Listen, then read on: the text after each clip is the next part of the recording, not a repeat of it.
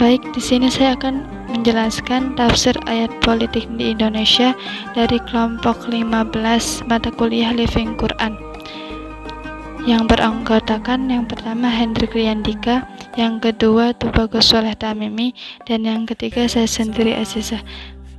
Berhubung kedua teman saya ada kendala, sehingga di sini saya akan menyampaikan sendiri seluruh materi tentang tafsir ayat politik di Indonesia. Pada poin yang pertama, yaitu membahas tentang perintah ilahi jangan memaki sembahan mereka. Yang pertama, kalau Allah mau, maka semua penduduk di dunia ini beriman kepada Allah. Tapi Allah hendak menguji hambanya dan mengundang mereka beriman melalui kesadaran dan bukti-bukti Allah yang Allah berikan, termasuk menghadirkan para utusannya yang bertugas mengajak, menasehati, dan menjelaskan, bukan memaksa, menindas, atau menteror mereka. Kemudian, jika Allah menghendaki pula, niscaya mereka tidak mempersetukannya, dan kami tidak jadikan engkau pengawas bagi mereka, dan engkau Muhammad sekali-kali bukanlah pemelihara bagi mereka, dan janganlah kamu maki sembahan-sembahan yang mereka sembah selain Allah. Maka akibatnya mereka akan memaki Allah dengan melampaui batas tanpa ilmu pengetahuan. Kemudian kepada Tuhan mereka lah kembali. Sehingga tidak perlu marah atau sedih kalau orang musyrik tidak menghiraukan dakwah Islam.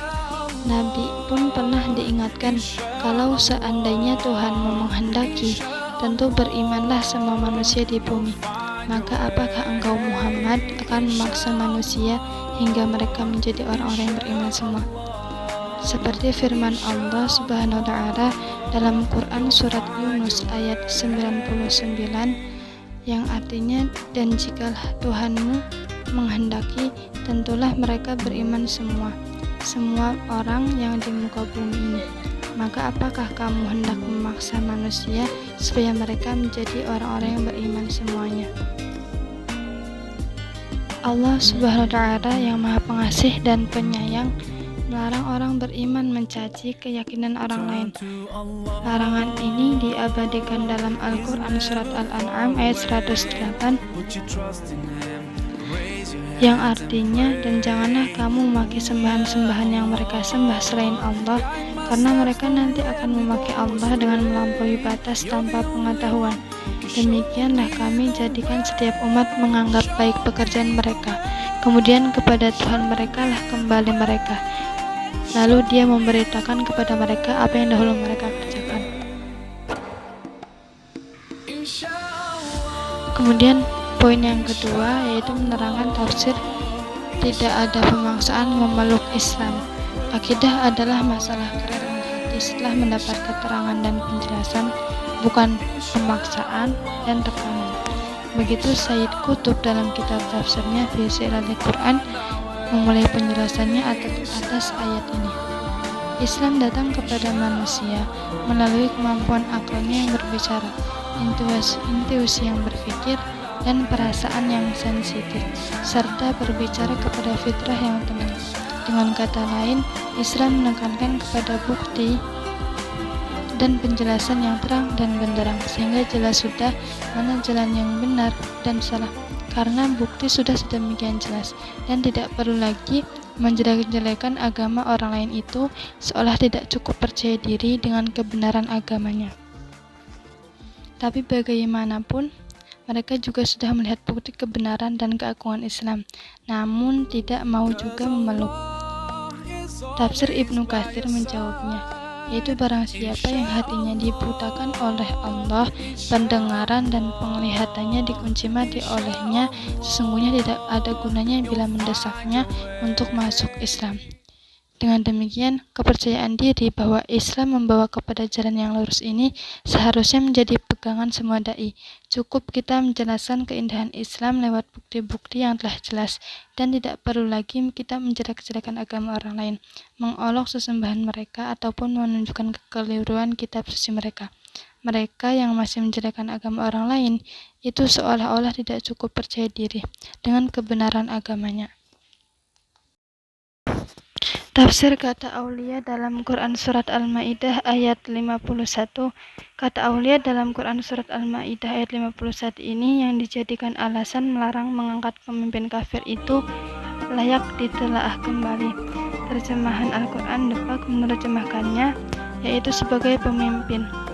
Konteks asbabun nuzul dan bacaan yang penulis teliti terhadap tafsir klasik semisal Tafsir Al-Tabari dan Tafsir Ibnu Katsir tidak menunjukkan kata aulia dalam ayat di atas bermakna pemimpin, tetapi maknanya semacam sekutu atau aliansi.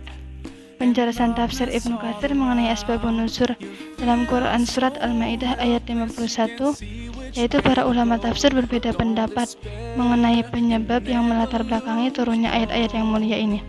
As-Sadi, beliau menyebutkan bahwa ayat ini diturunkan berkenaan dengan dua orang lelaki. Salah seorang dari keduanya berkata kepada lainnya, sudah perang Uhud. Adapun saya, sesungguhnya saya akan pergi kepada si Yahudi itu.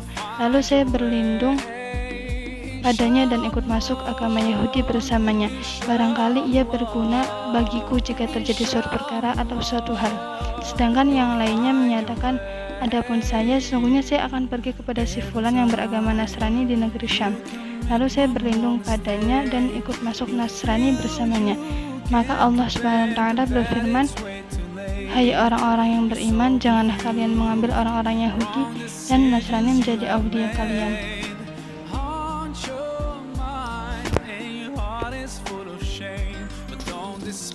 Dalam ayat 144 surat An-Nisa di atas juga melarang kita mengambil orang non-muslim sebagai aulia. Mari kita cek apa penafsiran Tafsir Ibnu Katsir terhadap makna aulia dalam Quran Surat Al-Ma'idah ayat 51 yang sama maknanya dengan Quran Surat An-Nisa ayat 144. Dalam Tafsir Ibnu Katsir, beliau menerangkan yang pertama bahwa Allah melarang hamba-hambanya yang beriman mengambil orang-orang kafir sebagai aulia mereka, bukannya orang-orang mukmin. Yang dimaksud dengan istilah aulia dalam ayat ini ialah berteman akrab dengan mereka, setia, tulus, dan merahasiakan kecintaan serta membuka rahasia orang-orang mukmin kepada mereka. Sehingga dapat disimpulkan bahwa dalam Tafsir Ibnu Katsir tidak menafsirkan kata aulia sebagai pemimpin baik di Quran Surat Al-Ma'idah ayat 51 maupun dalam Quran Surat An-Nisa ayat 144. Yang dimaksud adalah temenan dalam arti bersekutu atau beraliansi dengan meninggalkan orang Islam, bukan dalam makna larangan berteman sehari-hari. Konteks Al-Ma'idah ayat 51 itu saat musim kalah dalam perang Uhud.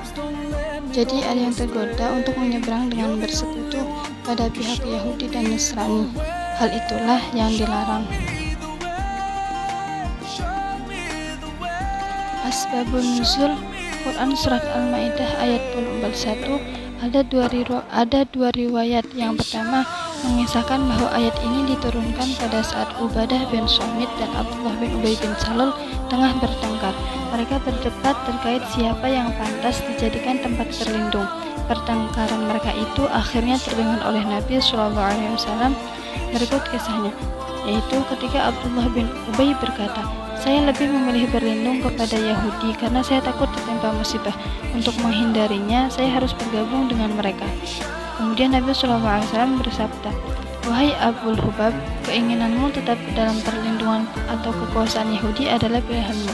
Tidak baginya. Ia menjawab, baik, saya menerimanya. Karenanya turunlah ayat ini. Kemudian pada riwayat yang kedua, As-Suddi, beliau mengatakan ayat ini diturunkan ketika terjadi serangan yang sangat kuat terhadap suatu kelompok pada perang Uhud.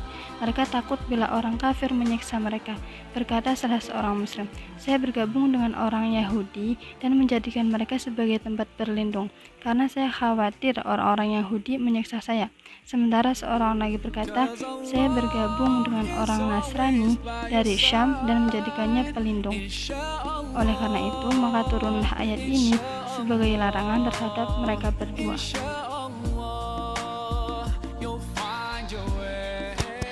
Dalam tafsir Al-Qurtubi, beliau mengatakan bahwa kata aulia dalam ayat ini konteksnya membantu dalam amalan yang berkenaan dengan agama.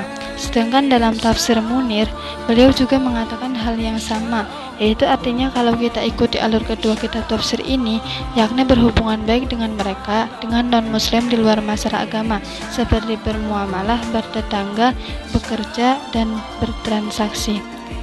Sekian dan terima kasih.